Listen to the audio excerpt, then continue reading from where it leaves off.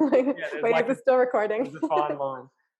And we are going to talk about projector energy in this video because we're both splenic projectors and sounds like we're both really interested and intrigued by the energy dynamics within social situations and relationships as a projector.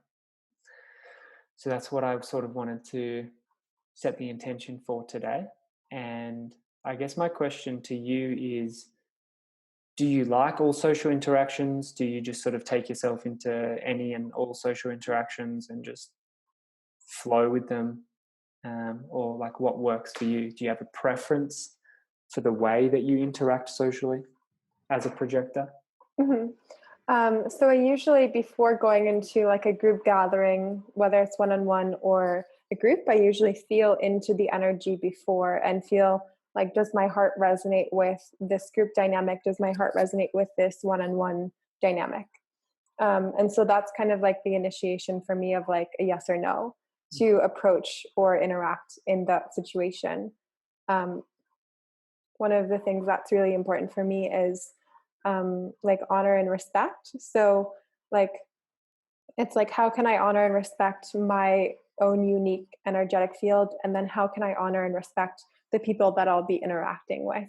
And so especially as a splenic projector, if I automatically feel like my body's like pulling me in one direction, it's like kind of following that pull because my body knows. So it sounds like you give yourself the permission to not enter into certain situations, or if you're there, to even leave situations. Yes. Is that permission? But you need to be aware of what your body's saying. Yes. Yeah.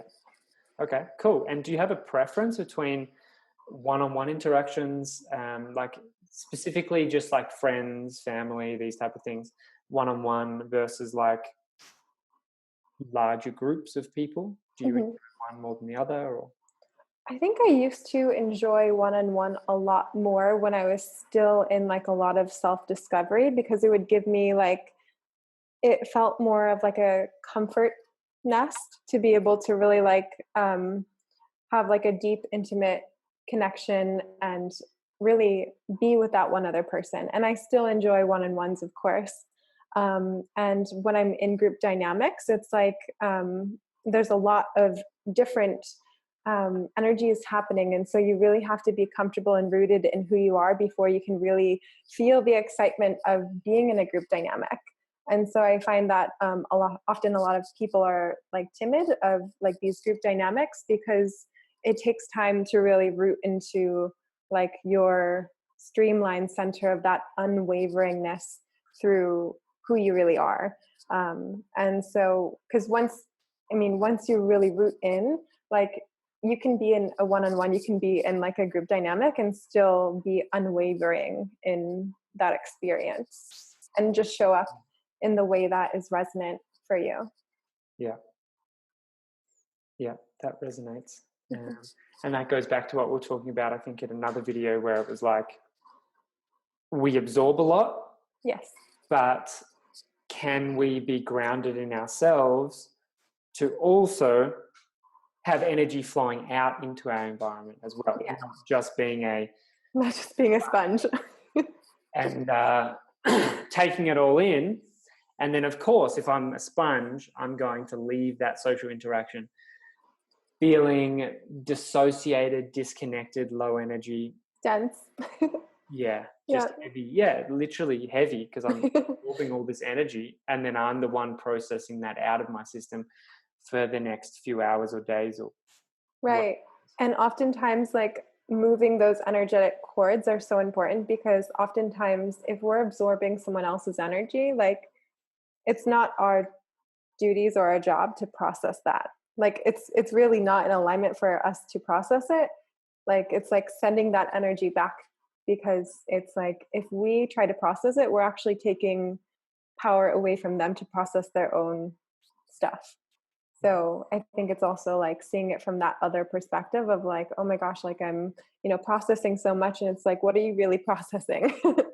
Yeah. So. Whereas if I was in alignment initially in that social interaction, and I didn't absorb so much, naturally there's going to be stuff coming in, but I've also got my centeredness, my groundedness, and I know who I am. And there's a sense of like permission and self-assuredness within myself to speak my truth or to share what's happening for me. Then I actually won't absorb as much, because it's like I don't need to. I'm not just like standing there listening the whole time, absorbing. So I can sort of catch it like in the moment as well, and not take it all with me when I leave that environment. So you're saying that you used to like one-on-ones because there was that safety?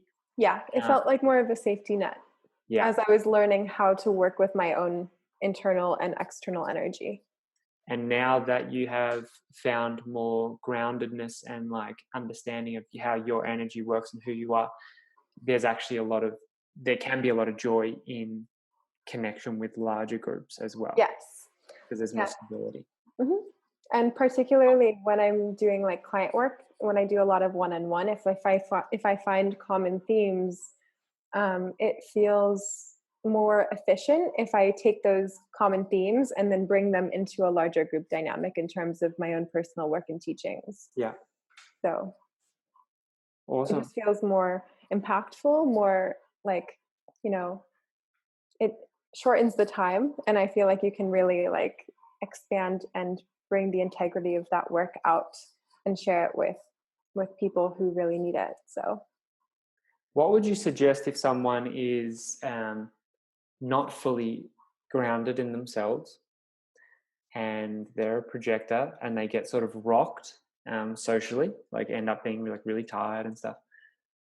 What would you suggest for them if they need to go to this sort of social event, but they always leave feeling super tired? And what could they do going into that event or at the event to somewhat not be a sponge? Like something just very basic or very brief. Of course, it like takes a lot. In my experience, it takes time to like bring that in and like rewire the nervous system and embody themselves, of course. But is there something very quick that someone could do? Yeah, a reflective question, like asking yourself, what is the intention of, what do I want to experience in this gathering? How do I want to show up in this gathering? Asking yourself, asking your soul these reflective questions of how you want to experience a particular situation, and if it is or isn't an alignment for you. Because if you're obviously feeling really drained after, there's something going on that you might have to come back and really take a deeper look within of what's going on. So awesome. I really liked you going to the beginning of that, because we can find our power before going into something. Because as projectors, if we're not so clear on who we are and we go into something, we're going to be like a leaf in the wind, because it's like, well, I haven't really thought about what I want, I haven't thought about anything, and it's just like going in, and then you be pulled and pulled here and listening here and pulled there, and got all this emotion going on, but like totally rejecting it and like suppressing it, because like have to look like I'm somewhat calm and like balanced. So whereas if you just like take a pause just for 5 minutes before something like that and really tune in, it feels very empowering. It's like, what do I want? Is there anyone that I really want to talk to? Yeah. Like, what's happening for me? And then bringing that in rather than absorbing. It's like me going, okay. And then maybe half an hour later, I'm dissociated. I'm like, oh shit, I'm in this conversation that I don't want to be in, and it's draining my energy. But like going back to, what did I want? I wanted to like just have some pauses and like connect to the ground. And I really wanted to talk to that person. Okay, let's see if I can do that. So like, right. And it's like reconnecting into that intention as you start to flow through that dynamic. Awesome. Yeah. Great. Yeah. I guess the last thing is for those who are watching that maybe are coaches or therapists or something of that manner. The social dynamic between friendships versus clients, and because as projectors, we want to give, like a lot of people want to be heard, want people to ask them to help them and then help them because that's where their value is a lot of the time. So a lot of projectors can fall into just giving value because it sort of feels good, but then it's like, oh, I'm not really receiving anything back. And it can be quite draining actually long term. So how do you manage that, or maybe in the past, or what do you suggest? Yeah, so what I've discovered is self-validation first, like really like being with like taking some time to really be understand how your energy works. I know I say this a lot, but it's really true, like to really be in your own space and to really understand how it's working, what shadows are coming up, what projections are coming up, really understand what's happening underneath the surface, and really integrating those energies so that when you do go into these social situations, um, if you're wanting to give value because you want to be heard or validated, that's underneath this is totally unconscious, right? And so it's like really understanding the different things that are playing in the psyche and the subconscious.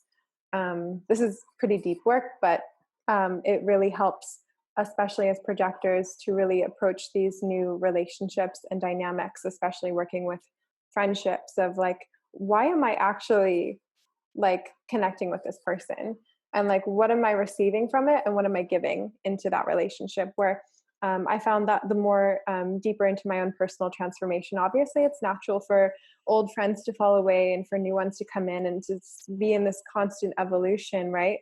But I think it's important to really understand, like, for a true friendship to emerge, there does have to be, it doesn't have to be like 100% equal, but it does have to be a flow of energy that feels mutually supportive for friendships.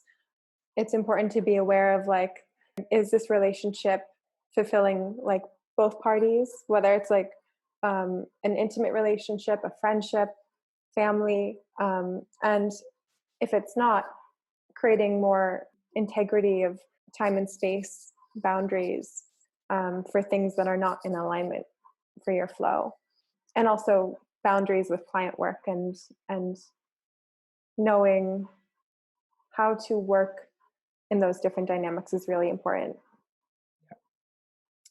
Cool. So I touched on a couple things. Yeah, that was no, that The was first one, starting with you, really like starting with how like your own system, and then working in other relationships. it always comes back to ourselves. It does. That's what we're Yeah. always tuning back into, like even after, like you talked about before, and then also after, like tune in and almost like um, integrate or reflect, like what really worked for me there, like where did I have the most fun, when it was like even, or when I was like listening or talking a lot, or like just really getting to know yourself as well afterwards. So then when you go into another social situation, once again, you're like a bit more prepared. It's like, oh, I remember I really loved that. So let me bring more of that into this as well. And one thing I'd also just add very briefly is knowing the energy exchange between people, like you mentioned, and instead of just cutting, like, oh, not really. Like This cutting person, off relationships. yeah, like if this person's not really like, I'm giving more, okay, yeah, I just have to like cut that off. Maybe it's actually something also that you're not asking for. Hmm. They might even not even know what you need or want. Like maybe they're doing Yeah. more of the talking, but it's also good to say, hey, I noticed like you've done a lot of talking. Um, I would love to like also share for like the next like 5 or 10 minutes. Like, how does that feel for you? And if they're like, no, no, and they just want to keep talking, then maybe it's not really wholesome because you Right. asked for what you need. It wasn't really met. But maybe the person's like, of course, yeah, I find I'm always talking with you and I'd way prefer to you to do more talking. For example, it's like, oh, okay, well, we can sort of restructure this connection in a really wholesome way where I feel full as well. Right. Also bringing in, which is going back to you knowing like, well, what do I need, what works for me, and then speaking that. Right.